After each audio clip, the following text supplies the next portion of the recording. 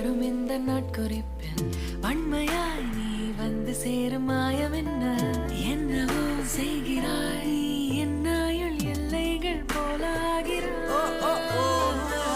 காந்தமாய் என்னை ஈர்க்கும் உந்தன் அன்பு இன்று சாந்தமாய் என்னை கட்டி போடும் காலம் என்ன